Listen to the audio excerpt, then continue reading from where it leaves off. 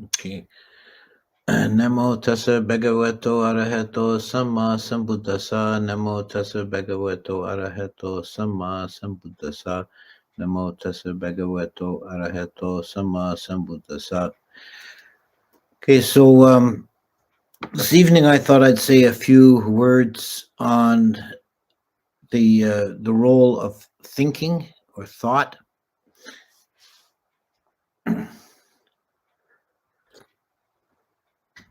This is a interesting and important topic because I think it's often misunderstood. And there's different ways of talking about it. Thinking is both. It's on the borderline between karmically active and resultant. You know, there is karma associated with thought. There is an element of volition involved in every thought. That's why Sammasankappa is part of the Noble Eightfold Path. And actually, if you want to get really technical and into the weeds, we could say that all karma is made by thought, because only an act that's done with volition and intention, which would require some thought to carry it out, is karmically active. Karma originates in the mind and with the process of thinking. Thinking is, of course, part of the Sankara aggregate. It's mental formation.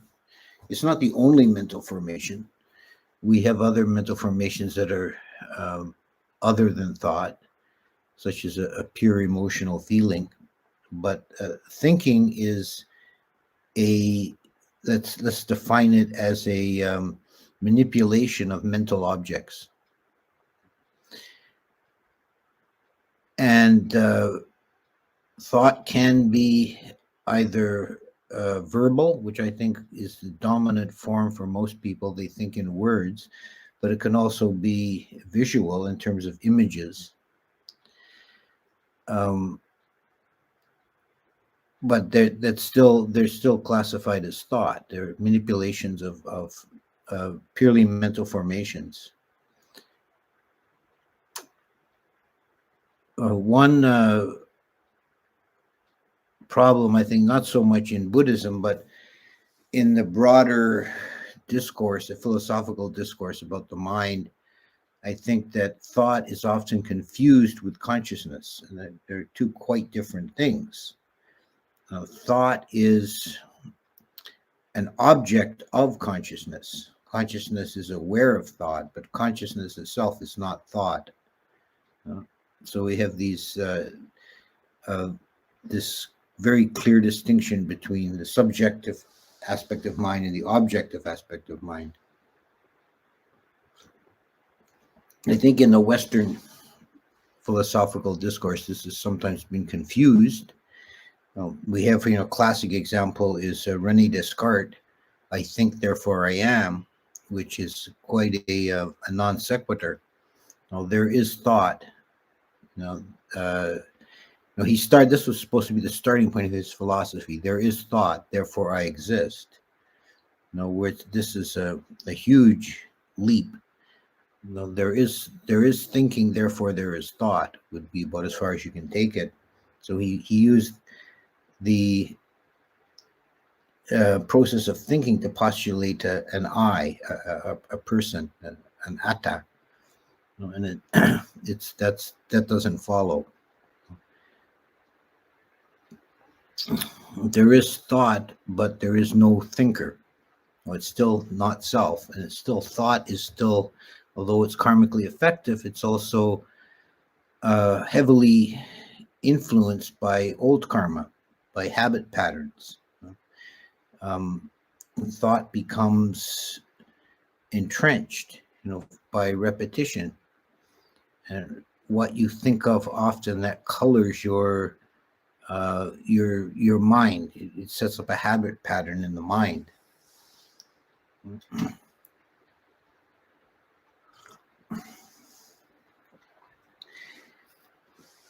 And we know that thought is, as a mental formation, as a sankhara, it's not only dependently arisen and without a self, it's empty and insubstantial and impermanent. So there's really nothing substantial or solid there, and yet people can suffer a great deal simply because of their thoughts. They can be trapped in anxious thoughts or thoughts of fear, thoughts of despair, and they can spiral down and into great deal of suffering. And this is all quite unnecessary if we have some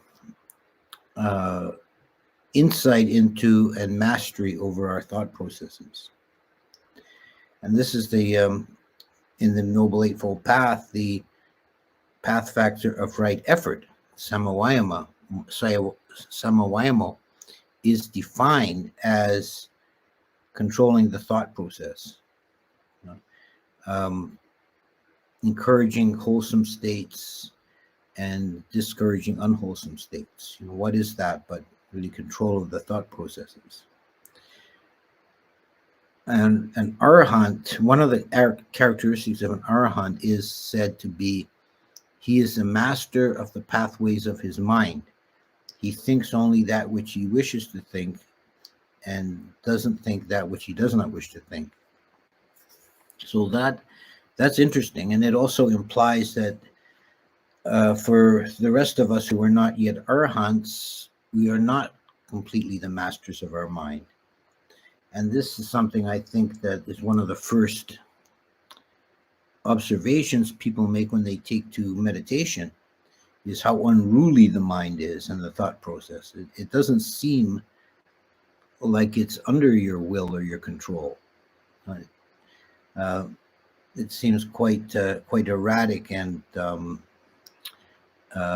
often counterproductive.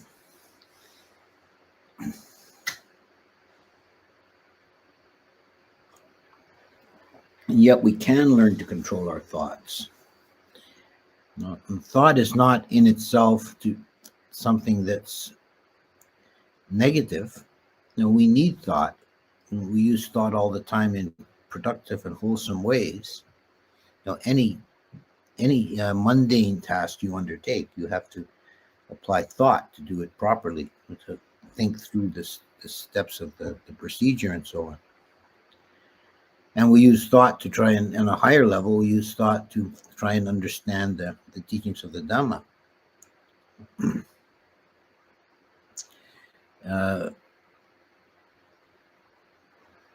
Our thought is colored, though, by old habits, and this is where the seeming lack of control comes in, because we fall into habit patterns based on memory and so forth that cause our thoughts to run amok.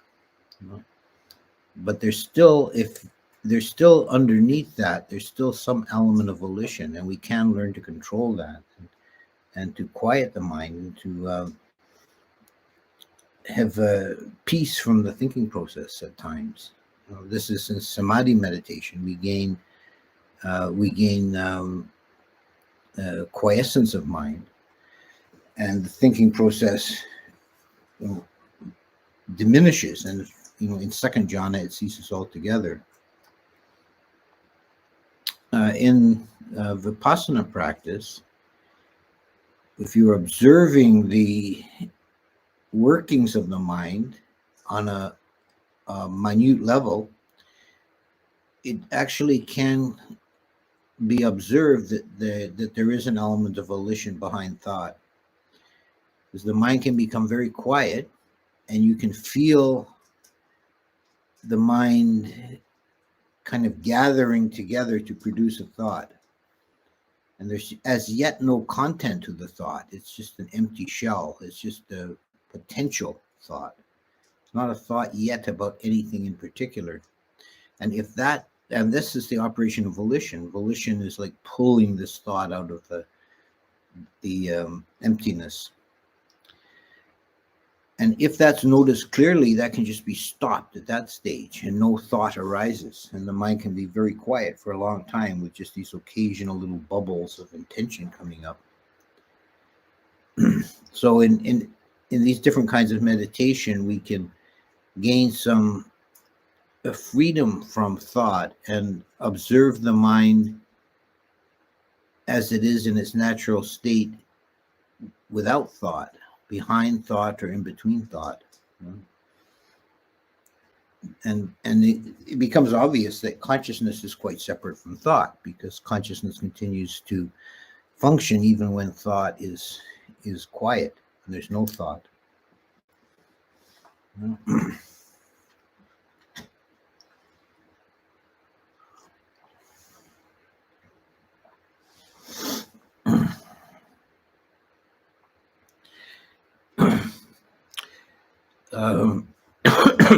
So the definition of right thought is thought that's free of greed, ill will, and cruelty and delusion, free from negative states. And we can make an effort to, as a beginning, we can try and notice the quality of our thoughts. Is this thought coming from a place of greediness or a place of ill will? Is it deluded? And just noticing it is a first step. And then we can make an effort to not follow that and diminish that tendency. We don't have to follow our thoughts, and we don't have to believe our thoughts. And I think this is a point that I think is very important. And it's a simple idea, but it's one that a lot of people seem to have trouble grasping, is that you do not have to believe your thoughts. Your thoughts are just empty. If you put too much stock into your thinking, you can get into all kinds of trouble. You can have a lot of suffering. But if you recognize, oh, this is just a thought formation, I don't have to follow it, I don't have to put any energy into it, then you can be free of it.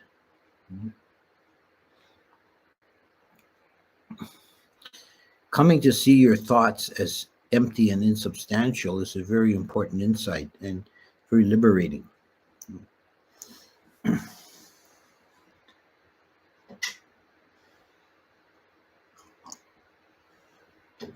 Sometimes if people don't see that, the thoughts become kind of compulsions to action.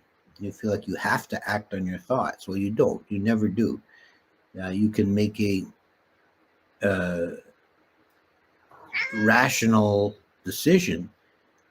Is this thought, is this referencing something real? Do I need to do something about this or not?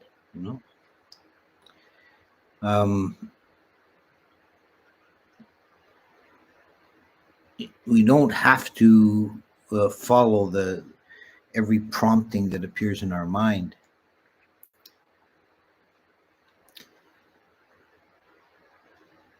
And very often the thoughts are deluded, and we can convince ourselves of many foolish things just because we're thinking of them. One of the kinds of wrong views that the Buddha critiqued was someone who hammers out a belief by reason and logic. This is another point that to bear in mind, that reason and logic, they have a place. That they're tools that we can use. If you're, for example, take a mundane example, you're troubleshooting an engine and why it won't start, and you check the electrics, you check the gas flow and so on. Well, you're using thought and reason and logic to try and do the troubleshooting.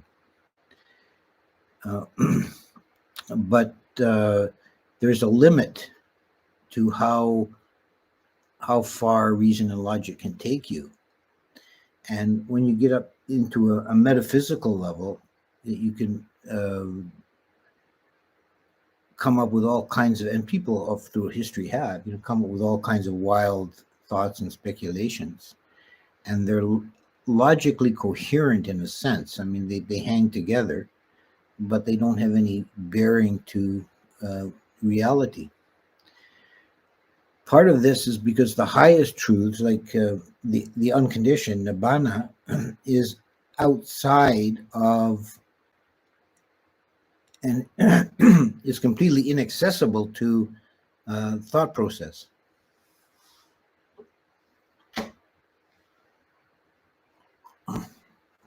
Because thought, as a sankhara, can only manipulate other sankharas. It can only operate within the boundaries of the conditioned world, and not it can't reach outside of that. And it can only operate algorithmically within that framework. It can't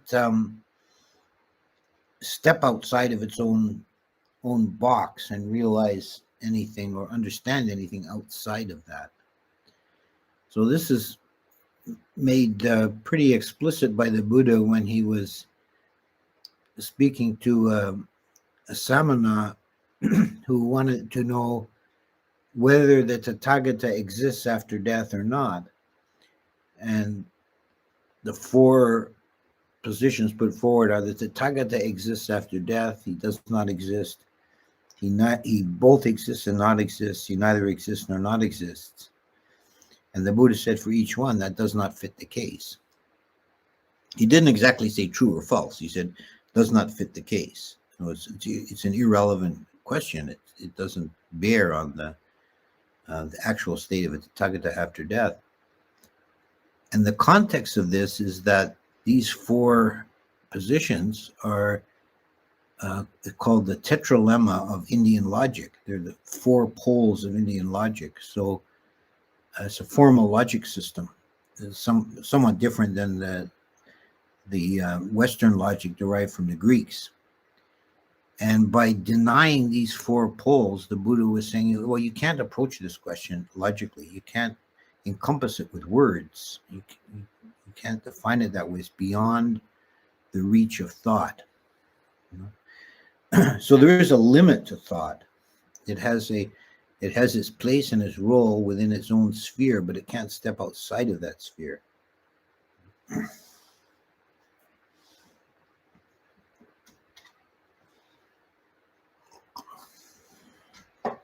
In Abhidhamma terms, the process of thinking is carried out by the two factors of vitakka and vichara, which are the mental energy that manipulates mental objects. Vitakka strikes the object, and vichara holds it. And these become in the jhana path. These become two jhana factors in first jhana, and the object being manipulated there is not sankharas created by the mind that we call thought, but the nimitta of the meditation, the breath or kasina, etc. So in second jhana, vitakka vichara cease to be, so there's no thought in second jhana. We've transcended the level of thought. So thought has a sphere. It's not only limited by its inability to approach the unconditioned, it cannot reach higher than the first jhana. So there's whole realms of experience that are not accessible to thought, that are beyond thought. So as a initial approach, it's very useful to learn to experience the mind without thought. And if your mind is very busy when you're trying to meditate, there's lots of thought going on. We shouldn't try and stifle the thought. That's not very effective. It doesn't really, you can't really just push it down, turn it off. But if you don't follow the thoughts, if you let them just fade away into the background, then they'll become quiescent. The only reason they persist is if you're feeding them energy. You're taking an interest in them. This is a train of thought worth following, and you just go down that rabbit hole following this train of thought. Well, so don't learn the art of non-attention as well as attention. You don't take an interest in the thought process. You recognize thinking and let it go. Don't follow it or be with it. And especially don't identify with it. Don't regard it as anything important. If you're trying to quiet the mind, there's no such thing as an important thought that needs to be followed. It's all just noise. Just let it be. Another technique that can be useful from time to time is if you find yourself completely wandered off in your meditation and you're following some train of thought, you've gone way out in left field, and you suddenly bring yourself together. Oh, what am I doing with this thing? It can occasionally be useful to try and retroactively trace back. I was thinking about this. Why? Well, before that, I was thinking about this other thing, and that led into it. And try and trace it back to find where you first went off track. It's an interesting exercise. It can help you to quiet your mind by learning to see the process.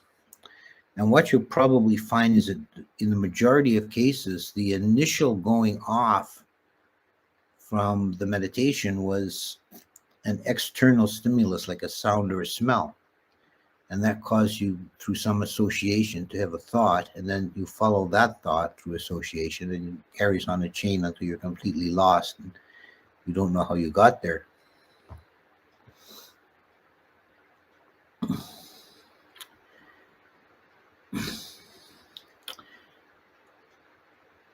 So I think I'll stop there and take questions. See if there's any questions in the chat.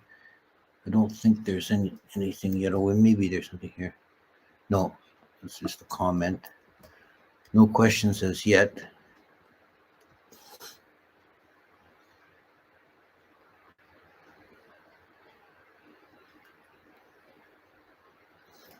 Let's see.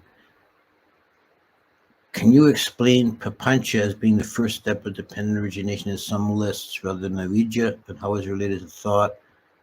Also, why is nibbana called nipapancha?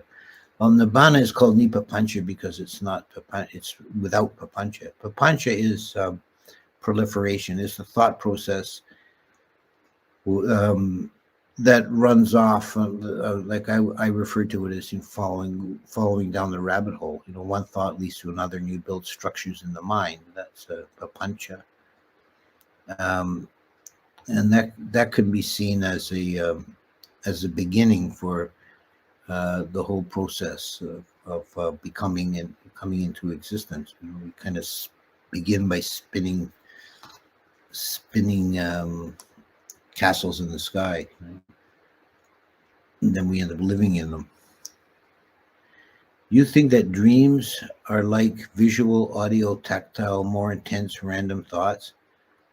I ask it because if dreams are as insubstantial as thoughts, then we just ignore some random nightmares we have. Yes, about dreams. Dreams is an interesting topic. There is an element, of course, of thought involved in dreams, but I think it's more related to sanya, perception. That with the process of sanya, perception, we are continually creating a simulation of the external world based on sense impression. Uh, so the world we experience is actually generated within our own mind, but it's based on an external world that we get signals from, a limited range of signals. We should always stress. We're getting these sort of limited information about the outside world through our five senses, and then the mind decodes them, and that's perception. But when we're dreaming, we're not getting that information from the outside world in the mind. That's a pancha, and that could be seen as a beginning for the whole process of becoming and coming into existence. We kind of begin by spinning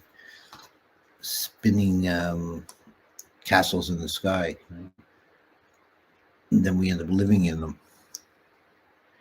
You think that dreams are like visual, audio, tactile, more intense, random thoughts? I ask it because if dreams are as insubstantial as thoughts, then we just ignore some random nightmares we have. Yes, about dreams. Dreams is an interesting topic. Yeah, there is an element, of course, of thought involved in dreams, but I think it's more related to sanya, perception. That with the process of sanya, perception, we are continually creating a simulation of the external world based on sense impression. So the world we experience is actually generated within our own mind, but it's based on an external world that we get signals from, a limited range of signals. We should always stress. We're getting these sort of limited information about the outside world through our five senses, and then the mind decodes them, and that's perception. But when we're dreaming, we're not getting that information from the outside world.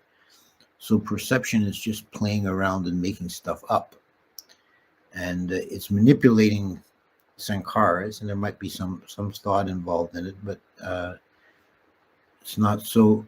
I don't think that's as important as sanya here. And as for the importance of dreams, there is a short sutta where the Buddha talked about different kinds of dreams, and he said that some dreams are visions of the future, some are visions of the past, meaning past lives, some are messages from the devas, and some are just wind in the belly.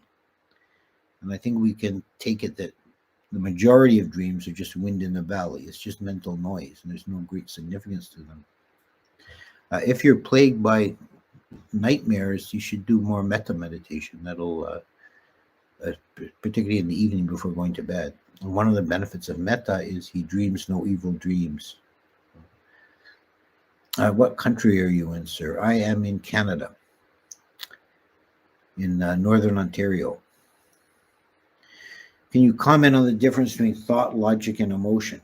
Well, thought, we've already defined at some length. Logic I would say, is a particular kind of thinking. It's like a formal thinking according to formal rules to manipulate, to try and arrive at some decision, manipulating things according to some formal rules. And there's different systems of logic.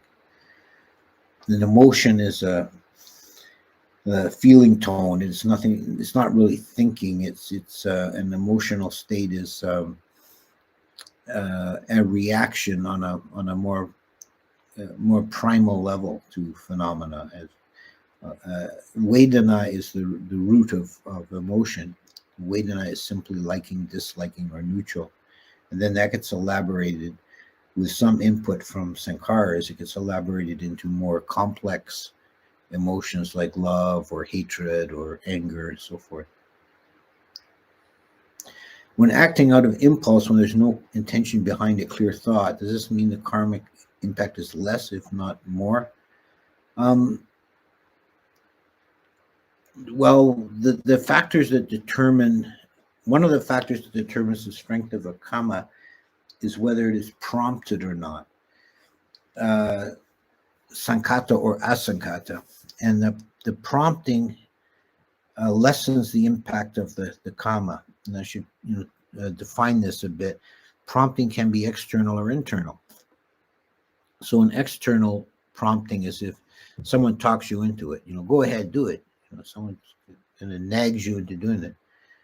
Then that lessens the impact of your karma because there's less free will or volition on your part.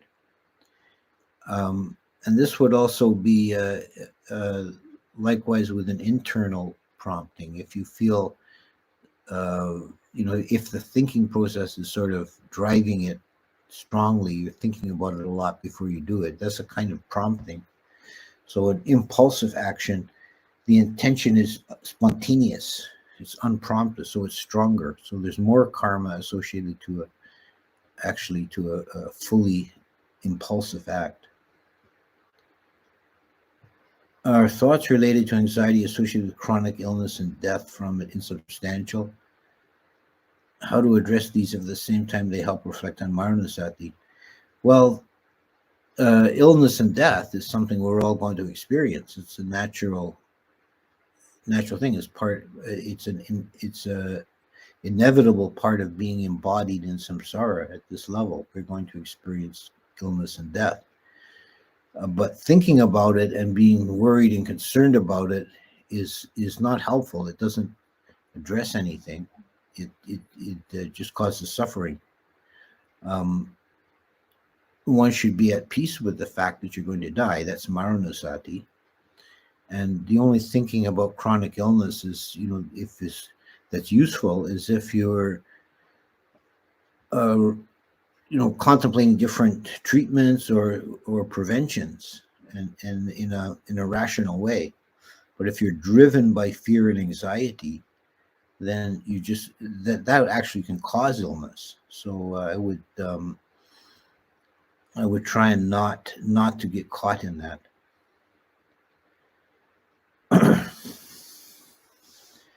I heard Ajahn Sona say Vipassana meditation doesn't follow the four right efforts because it doesn't encourage generating positive mental states other than ignoring right samadhi. Is this correct? I can see how technically that makes sense. I think Vipassana meditation does, I would argue though that Vipassana meditation does encourage the enlightenment factor of Dhamma Vichaya, investigation of Dhammas, at least, as well as tranquility and samadhi and so on. So, no, I'm not really convinced by that. When I'm engaged in Anapanasati, I eventually notice a subtle level of thought totally out with my control. Sometimes I can ignore it, but sometimes it really interferes, like thinking subtly out loud. Yeah, that you can actually make that quiet. That is not. It's actually not totally out of your control. It feels like that at this point. If you are really not paying attention to it, it will fade away. It's just let it go and don't feed any energy into it, including getting annoyed by it. Just disregard it and let it fade away into the background. How likely is it to perceive nirvana after physical death and before reincarnation? That is actually a moment when it's possible to do so. If you've done the preparatory work, then it's possible to attain nibbana at the moment of death, but it's not something that will happen just willy-nilly. Okay. Let's see. Okay. Sorry, chat jumped around here. I'm trying to. Okay. Can you explain the difference between something that exists, doesn't exist, both exist, doesn't exist, and neither exists or not? Maybe give some examples of each where it does apply. Okay, these are the four positions of Indian logic. Something either exists or doesn't, or both, or neither. So something that exists is obvious. It's like a a rock in the field that exists. You can see it, you can touch it, right? Doesn't exist would be the classic examples given are things like a flower in the sky or horns of a hare, something totally imaginary. Both exists and doesn't exist would be something that exists in one sense and not in another. Like you could say, a conventional idea, like a nation. You could say Canada exists. It has it, but it only exists because it's an agreed upon mental convention. If there's a bird flies across the border into the United States, it doesn't know that it's crossing an international border. So it's convention made up by people. So it has an existence on a conventional level, but not on an ultimate or metaphysical level. And something that neither exists nor not exists, that's a tricky one. But an example I came up with for that would be something like a unicorn. Because it doesn't exist in any kind of reality whatsoever. But when I say the word unicorn, everybody has a mental image. Everybody agrees what it is.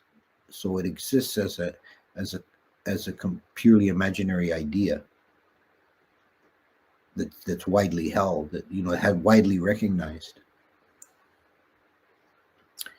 Okay, when I meditate, I start to see like a dream, images and stories, inventing stuff. What can I do about that? I always come back to the breath, but I last too little before dreaming again. Okay, your problem is you're getting interested in that stuff. You'll get caught in there for a long time if you take an interest. And don't try to look for hidden meanings or see it as something important. It's just mental noise. It's nimittas arising in the mind. Just disregard them, and you will eventually, get through that. But if you've been playing with it for a long time, you set yourself up a difficulty that'll take a bit of work to get through. Just disregard them, see them as empty. Even just tell yourself that this is nothing, this is empty. In Four Noble Truths, it says craving is the ultimate cause of suffering, but in dependent origination, it says ignorance is the root defilement. Though in the dependent origination, craving also has an important part. It's really two sides of the same thing. If you fall into craving because you're ignorant, and the craving makes you ignorant. So they're really two sides of the same coin, and it's just how you want to look at it, what angle you're looking at the question. What about intuition, involuntary insights, sudden understanding, artistic inspiration without deliberate thinking? It seems to blur the line between awareness and thought. Yeah, there are those kind of things, and I would say that they are like intuition or artistic inspiration. I would say, to my way of thinking, that I would call them a special category of thinking. If you want to get kind of biological about it, it's left brain and right brain thinking. That there's a way of thinking that is native to the right hemisphere of the brain. It's just you think of it as a different operating system, that they're handling this in cars in a different way, and they each have their strengths and their weaknesses. There's a really good book I could recommend to people who want to learn about left brain and right brain and the latest thinking in that regard. It's called Master and Emissary. I forget the name of the author right now, but you could find it through that title. Okay, next question. I have a strong sense of vibhava tanha and act like a vegetable in front of YouTube, sleep a lot, etc. I've seen so many people die horribly. I don't want to be in reality anymore. What can I do? Now, vibhava tanha is just as bad as bhava tanha. And, if you follow that path, you'll end up you won't escape from dying and being reborn, but you'll be reborn in a lower condition.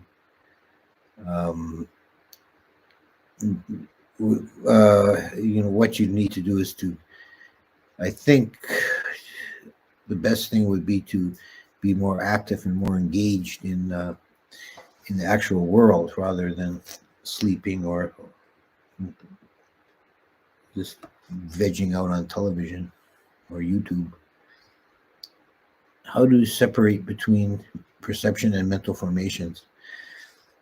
Perception is quite different than mental formations. There's no volitional activity involved in perception. It's we'd say kind of an unconscious process that perceives the so-called reality of the world. There's a analogy given in the Sudhimagga that I think is quite neat. It's between expressing the different stages in processing an object with the mind. Beginning with the sense impression, which is separate from perception, then perception, and then mental formations. It's somebody finds a coin on the ground. A very young child picks up the coin, and this is sense impression. He just sees a shiny, bright object. He recognizes a round, shiny object. An ordinary adult picks up the coin, and he says, "Oh, I found a kahapana piece. I can go to the store." So that's perception, because perception recognizes and names and distinguishes objects in that way.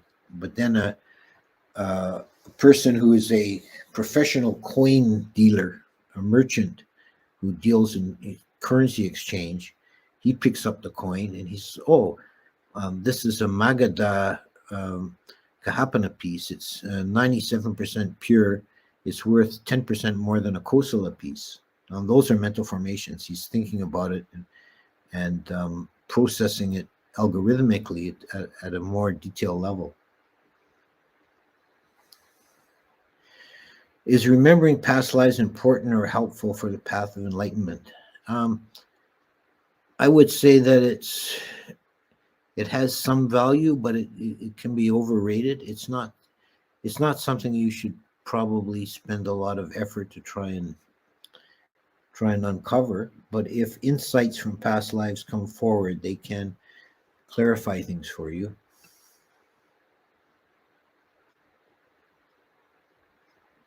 A fellow who asked about dreams before, he says, interesting comment, "I only have nightmares only in periods when I meditate a lot. Can it be some kind of purification process?" It could be. Sometimes there's old content, meaning from past lives, that will present itself when you're ready to face it. And until you're ready to face it, it remains buried, and then it can come forward in the form of a dream or a nightmare, and it's not necessarily a literal representation of the past, but the same kind of situations and bring up the same kind of feelings.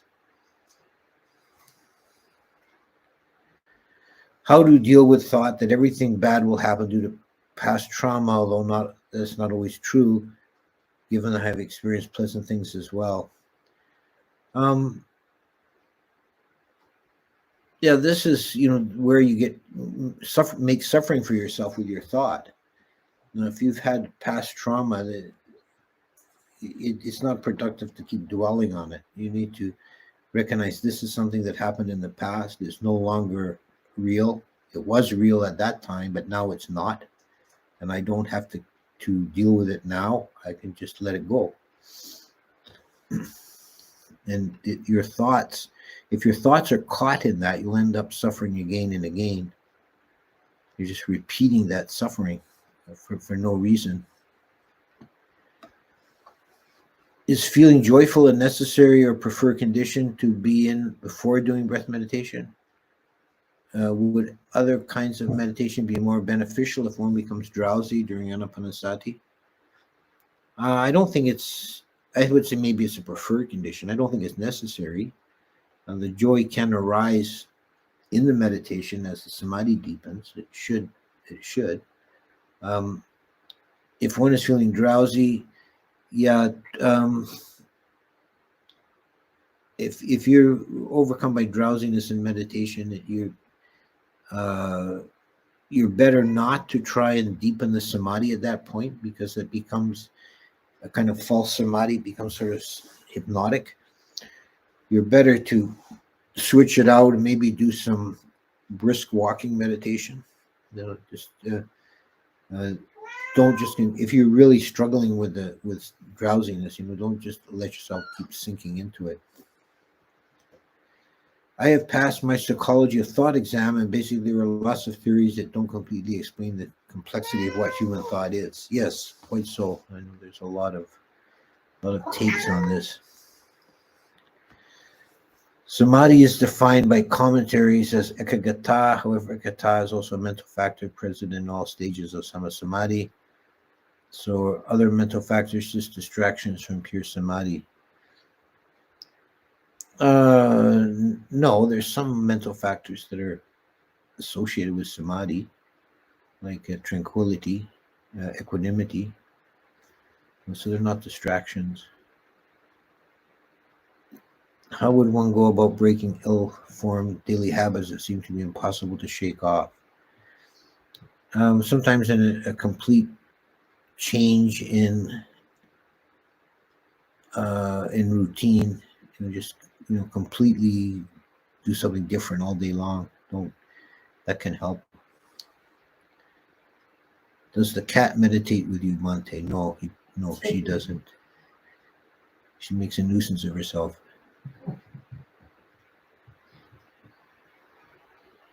Okay. So take a few more. There's a lot of questions left. I'm not going to be able to take them all.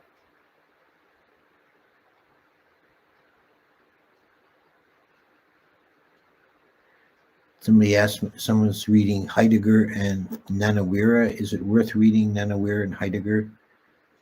I have read Nanawira. I will confess that I've not read Heidegger. I'm pretty uneducated in Western philosophy. I haven't studied Heidegger at all. Nanawira was quite interesting. I think you can get a lot out of his work.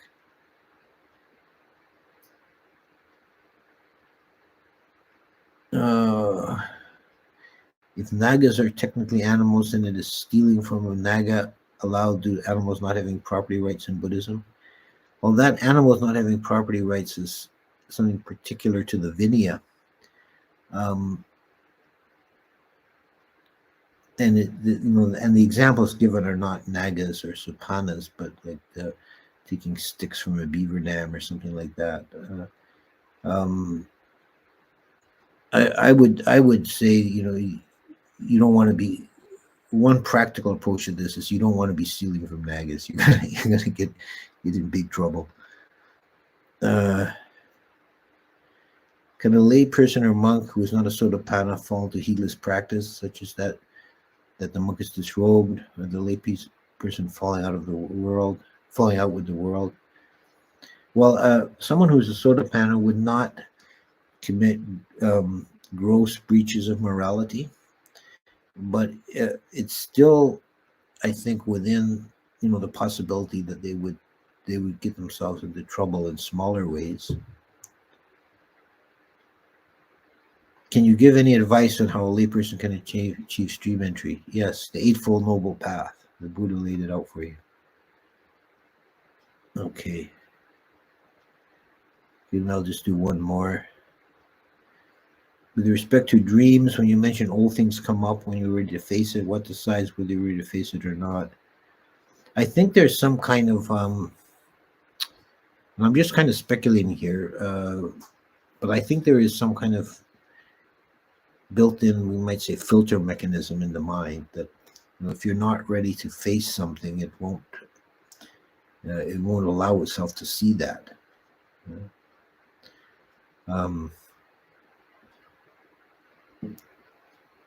Yeah. So the mind will,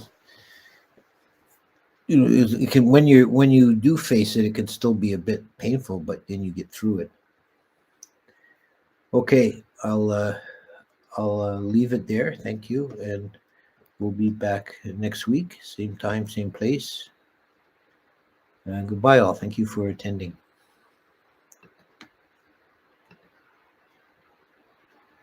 It was Ian McGilchrist. Ian McGilchrist, yeah. Yeah, and there is lots of video